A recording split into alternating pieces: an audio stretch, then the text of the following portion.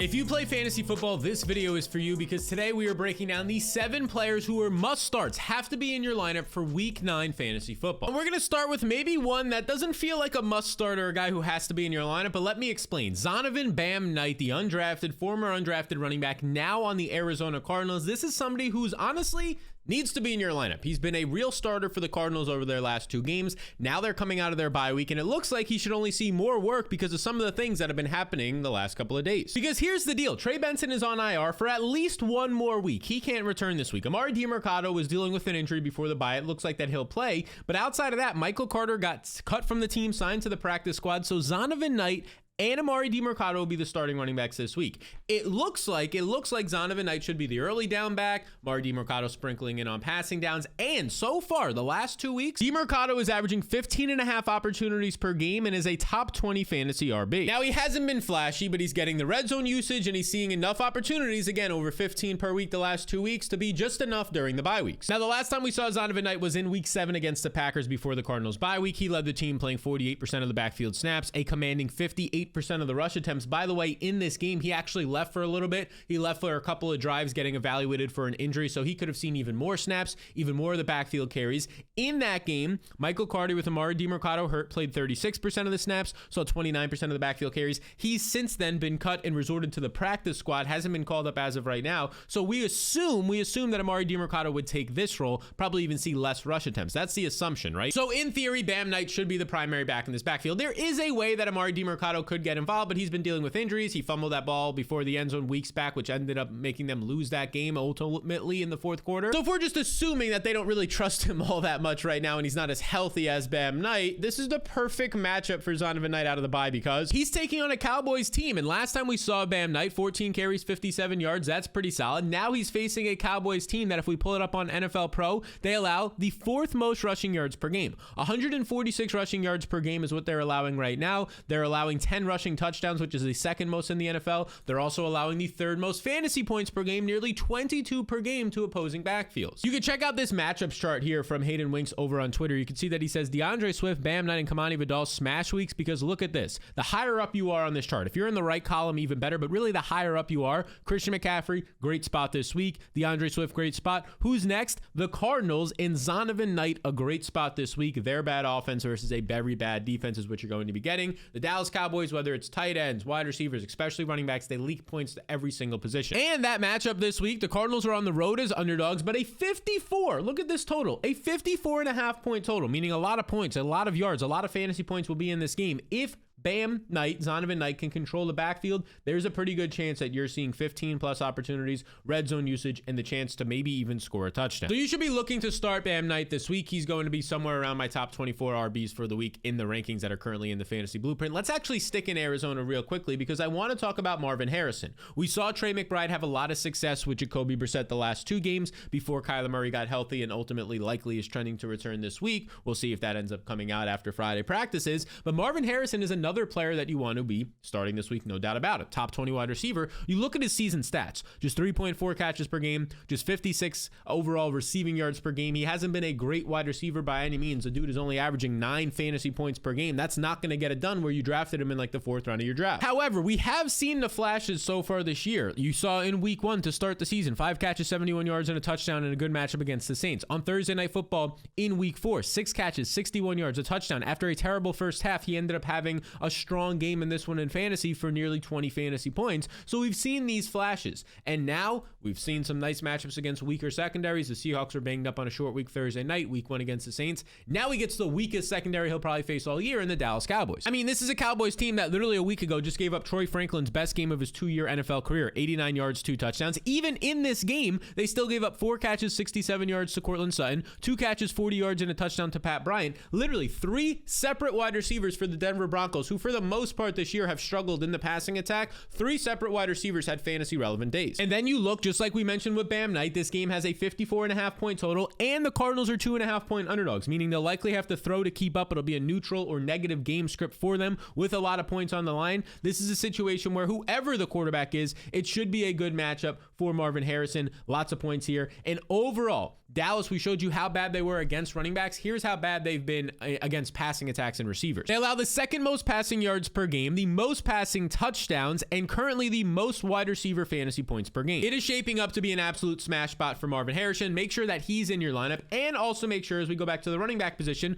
second-year players, former 6th-round pick, Kamani Vidal for the Chargers, has to be in your lineups because over the last 3 to 4 weeks, month of the season or so, he's been one of the best values in fantasy football, one of the best waiver adds in fantasy football. On a short week in a somewhat difficult matchup against the Minnesota Vikings last time out, 23 carries, 117 yards, had a touchdown, absolutely balled out. He also added in this game a catch for 10 yards, so he had 24 opportunities, nearly 130 yards and a touchdown. He's going out there and having 20 plus fantasy points now in 2 out of his last 3 games, and he's looked really good doing it. In that game on Thursday Night Football with no Hassan Haskins, who is still battling a hamstring injury, team high 74% of the backfield snaps, 64% of the rush attempts, 53% of the routes run. I mean, this is the exact type of workload and upside people were envisioning out of him last year in his rookie year when his competition was old veterans like Gus Edwards and J.K. Dobbins. Kamani Vidal coming out of a smaller school, the expectation, I believe maybe it was Troy, is that he could be an all-purpose back. We're finally seeing that right now. I mean, all it took was injuries to everybody. Omarion Hampton, Najee Harris, even Hassan Haskins, but we're there. Now, this week, he's going to be taking on the Tennessee Titans, who, by the way, the Tennessee Titans run defense is atrocious right now. Overall, their defense is terrible, but last week, their best player on their entire team, and definitely their defense, Jeffrey Simmons, was out. We'll see if he returns this week, and you saw what Jonathan Taylor did. Although Jonathan Taylor is dominating every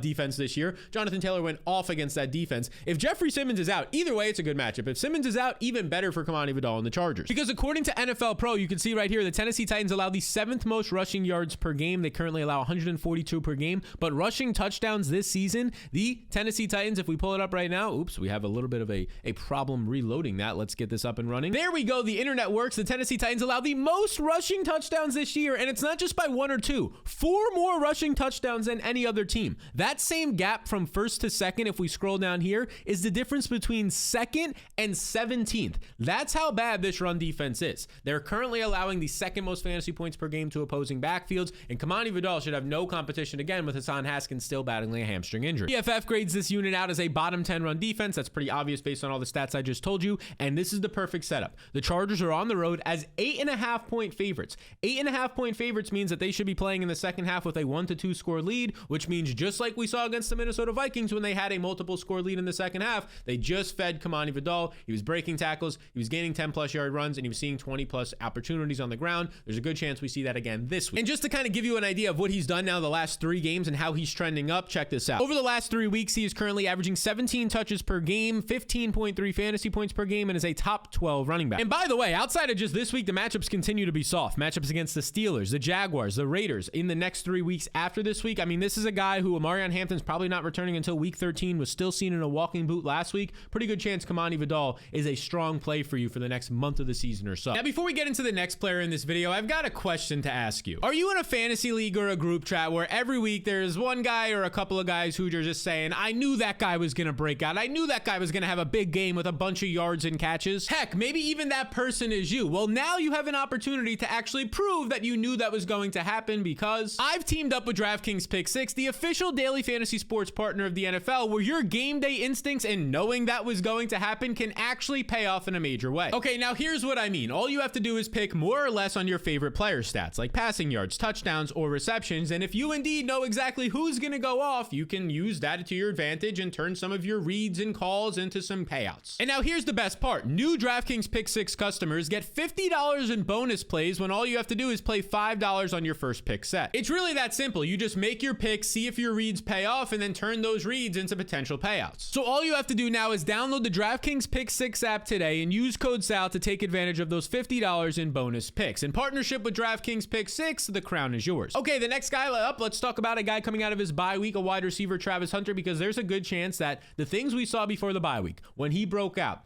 in that game against the Rams overseas, 8 catches, 101 yards, touchdown, team high 14 targets in a game where Brian Thomas left with an injury and did not return. Sure, Travis Hunter was getting there in garbage time. That game was basically garbage time the entire time as they lost the game 35-7. But Hunter, the usage was extremely encouraging because he ran 89% of the routes in this game. He was out there for 90% of the routes. He was basically playing as a full-time wide receiver, very few plays on defense in general, and it led to a team high 28% target share. I mean, he looked as good as he was in college when he was was probably the best wide receiver in the country. He looked absolutely phenomenal. Didn't really play any defense until the third quarter for a little while. He was basically a full-time offensive weapon. Now they're coming out of the bye week, and if you read between the lines, the things that they're saying about Travis Hunter, they're saying they want to make him the wide receiver one of this team, not Brian Thomas. They're saying they're listening to trade calls for Brian Thomas. He's dealing with a shoulder injury. He's dropping passes. Things seem weird with Brian Thomas. Well, everything for Travis Hunter the last month, especially week 7 when he broke out, trending up. So this is the perfect time to be buying in on him, like in terms of trades and all that, but definitely in terms of starting him this week. He looks like he's eclipsing Brian Thomas as the main guy, not only in the middle of the field out of the slot, but as we saw in their last game downfield when he scored an explosive play of a 30-plus yard touchdown.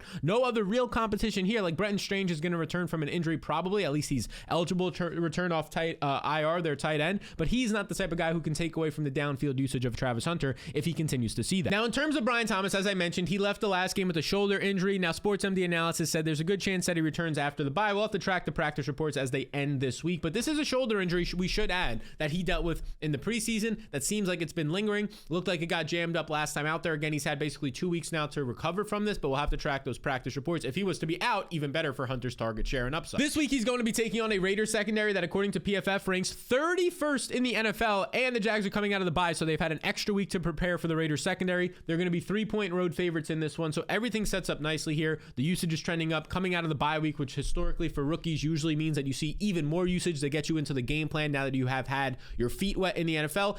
And the matchup is amazing. I wouldn't be shocked to see another top performance from Travis Hunter. Make sure he's in your lineups. Now let's talk about a quarterback I expect to bounce back this week. He is a top 8 quarterback in my rankings currently in the fantasy blueprint for week number 9. And this is going to be Caleb Williams, who's he's had a cold stretch lately. If you look at his last 2 games, according to the player profiler game logs, just 5 fantasy points, 13 fantasy points. During that time, he's been outside the top 24 quarterbacks. Yes, outside the top 24 quarterbacks is somewhere you never want to be these last 2 weeks. So it's been really rough. But despite 2 bad games, he's still a top 10 fantasy quarterback on the season because of how quality he was for his first 6 games of the year. Because over those first 6 weeks, I should say, first 5 games, there's a bye week in there, he was averaging 22.3 fantasy points per game, 236 yards per game. He was getting some fantasy points as well on the ground with 21 rushing yards per game, some rushing scores. And now he gets the perfect bounce back spot. If you're talking about a quarterback who can go out there and score 20 to 24 fantasy points like he was his first 5 games of the season, that could happen this week because the matchup against the Bengals is oh so good for the Bears and Caleb Williams. And by the way, before we get into how good this matchup is, let's look at the upcoming matchups as well. Matchups against the Giants, the Steelers, the Vikings, all pretty quality to great matchups for the Bears moving forward. This next month could be really good for Caleb Williams. Currently, the Cincinnati Bengals, according to PFF, the 25th ranked secondary, but look at this. They allow the second most yards per passing play in the NFL right now, the second most passing touchdowns with 19, and they're currently allowing 22.5 fantasy points per game to quarterbacks. That ranks 26th in the NFL. Now, I will say Joe Flacco is dealing with an AC joint sprain. As of this recording, he potentially seems questionable for this game. We want Joe Flacco to play for the Cincinnati Bengals so it could actually become a shootout environment, because if it's Jake Browning, there's a really good chance the Bears take a lead and then they can lean on the run. That's what we don't want. Either way, though, it's a really good matchup, and even if the Bears did lean on the run in the fourth quarter, there's a chance the passing attack dominates the first 3 quarters of that game. At home, the Bengals are 3-point underdog, which leads me to believe Joe Flacco's probably not going to be playing in this one. It would be closer to like maybe a pick'em if he was. But that being said, still a great matchup for the Bears. They're expected to score a lot of points in this one. The total for this game is 51.5 points. So either way, points are going to be scored here. It's the second highest total of the week, and it has shootout environment written all over it. Caleb Williams, offense is healthy. He's healthy. He's coming off of 2 bad games with the perfect bounce back spot right now against the Cincinnati Bengals. Let's go back to the running backs here, and Tyron Tracy, a guy we talked about in the waiver wire video this week because of the fact that his backfield running mate, the rookie, the 4th round rookie in Cam Skattebo, top of the 4th round, he dislocated his ankle. He had some fibula injury. It's very similar, as Jesse Morris points out here, to the Chris Godwin 2024 injury. Hopefully it's a smoother recovery because Chris Godwin has only had more complications from that as he has another fibula injury this year coming up from that. So hopefully Cam Skattebo comes back healthy, but what this is leading to is Tyron Tracy towards the end of the last game, once Skattebo got hurt, has been operating as the lead back, similar to how he did from weeks 5 on last year. In that game, in week 8, you saw Tyron Tracy see 10 carries for 39 yards. That's whatever, but compared to just Devin Singletary, who had 2 carries for 0 yards. The overall usage was 64% of the snaps for Tyron Tracy, and that's even taking into account Cam Skattebo before he got injured, playing 20% of the snaps.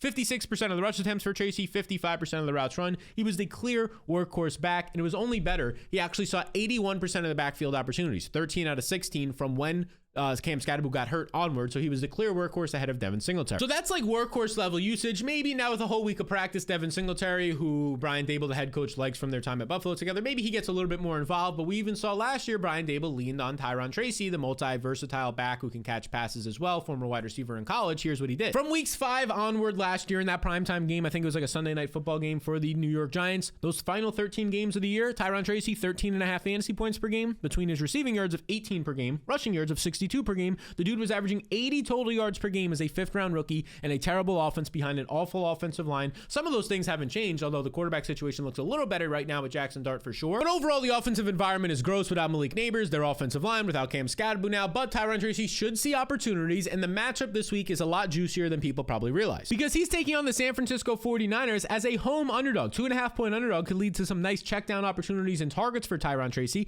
and this has not been the same San Francisco 49ers defense you're used to. They're so injured. They have an entire backup defense out there, and they've been gashed up by dual threat running backs the last couple of weeks. Check this out. In week 5, Kyren Williams had 27 fantasy points against them. In week 6, Rachaad White had 16. In week 7, Bijan Robinson had 18. And in week 8, Woody Marks had 13. Again, all of those running backs the last 4 weeks have been dual threat running backs who, if they're not getting there on the ground, they get there in the air and vice versa. The 49ers this year are allowing 16 fantasy points per game to opposing RB1. So Tyron Tracy, if you're going to get 16 points from him, even if you only get 12 or 13, he definitely has to be a flex or RB2 option for you this week. So Tracy has to be in your lineups, but if you want to see my number one, as this sheet says right here, the number one must start at every single position this week, you can check it out and get it completely free with the link in the description below. It will take you to this page, or you just type in fantasyfootballstarts.com. That is fantasyfootballstarts.com. You go to this page, you enter your email, and then I'll send you within a minute or 2 or 3 minutes. Be sure to check your spam and promotional folders. I will send you my number one must start at every single position for this week so you can set your perfect lineups, win your matchup, and ultimately smack around your friends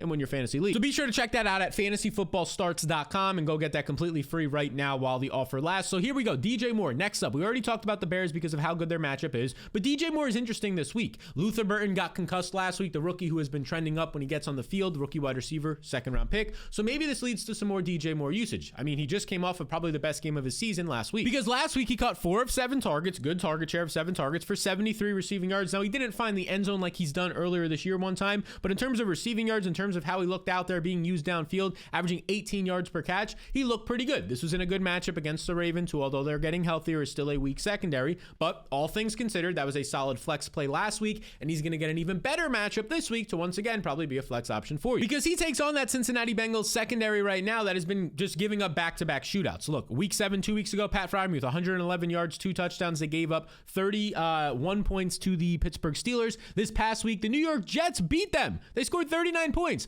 Tyler Johnson, basically off the street, has 3 catches, 64 yards, and a touchdown in this game. Tyler Johnson, I mean, even Breece Hall, a running back, threw a 4-yard touchdown, a go-ahead game-winning touchdown, a 4-yard touchdown late in this game for them. This Cincinnati Bengals secondary is absolutely lost. Right now, they are a bottom 10 secondary, like we mentioned. I mean, I just showed you all the stats when we were talking about Caleb Williams. Let's show you them again. They allow the 3rd most passing yards per game, the 2nd most passing touchdowns this year. They're allowing currently the 12th most fantasy points to opposing wide receivers, 17.5 points per game. So this is obviously a smash spot for Rome Odunze, but I also think it's a quality spot, especially if Luther Burton misses with a concussion for DJ Moore. All right, now let's go back to the running back position with Travis Etienne, who's coming out of his bye week. And Travis Etienne's an interesting case right now because he's had a very rough 3-game stretch. If we pull up the player profile or game logs, the last 3 games, running back 34, running back 19, running back 30. He's been outside the top 25 running backs over the last month of the season after the first month of the season looking awesome and being a borderline top 10 fantasy back. What the heck is going on? I mean, part of it has just been schedule related. There's also like a piece of this that has to do with the fact that this offense has not been good. They're getting behind in games. I mean, let's pull up the recent schedule here for the Jaguars, right? The last time we saw them overseas, which is always just like a wacky situation when you go overseas. So you're down 35-0 in that game or whatever it was late. So being down big is not going to help with your running back fantasy points. When you go back a couple weeks before that, they're facing a Chiefs team. Although they win that game, the Chiefs run defense has been quality. A Seahawks team, they trailed the entire game against the Seahawks, and that's been a very good defense this year. So I would say a lot of this has to do with, you also played the Rams defense when you got blown out. 3 really difficult defenses, of which you're trailing in most of those games. So I think that's kind of part of it compared to the early parts of the year. When we look at the schedule, especially early on, you're facing the Carolina Panthers, the Cincinnati Bengals. The Texans was a tough matchup, and he didn't perform as well in that one. And then you're facing like the 49ers backups where you actually play in a close game and ultimately win that game. So I think part of this is matchup related. I think part of it is also just the fact that, I mean, that's the lulls of the season. Early on, he had a couple of big explosive explosive plays. Those haven't been coming against tougher defenses. You can see specifically the splits right here. The first 4 games of the year are on the left side, 16.7 fantasy points per game. During that time, he had almost 100 rushing yards per game. With the tougher matchups, you're getting half as many fantasy points per game. The thing now is that they're coming out of their bye week. The hope would be that, at least for this week, the rookie Baishal Tutin doesn't get as involved. I do think eventually he could get involved. We talked about him in the stashes video earlier this week, but there's a chance that Baishal Tutin does get a little bit more involved this week coming out of the bye week. Either way, I think they're going to still lean on, at least for the short term, the next week or two, Travis Etienne, and this is a nice matchup. He's going to be on the road, but they are favorites, 3-point favorites, like we talked about earlier with Travis Hunter. And if you look at the Raiders right now, they currently rank 25th against the run, so matchup and all that is going to look good. I mean, there's a very unlikely chance that they get behind by multiple scores like they did against the Rams. They trail in this game like they did against the Chiefs for times a couple of weeks back. So being 3-point favorites is a nice spot overall here. I'm expecting a bounce back spot for Travis Etienne this week. I want him in my lineups. And then moving forward, like we talked about with Baishal Tutin, I want to be stashing Baishal Tutin, and maybe we start to see a change in this backfield as the weeks go on. So these are the players that I would consider must starts for week 9 right now. We talked about 7 or 8 players across a bunch of different positions. These are the guys that should be in your lineup. But if you want to see the guys that you should be stashing right now and try and beat the waiver wire in case there's an injury or a big role change, in this video we talk about 10 players who I would consider must stashes right now. Be sure to get on them before your friends do.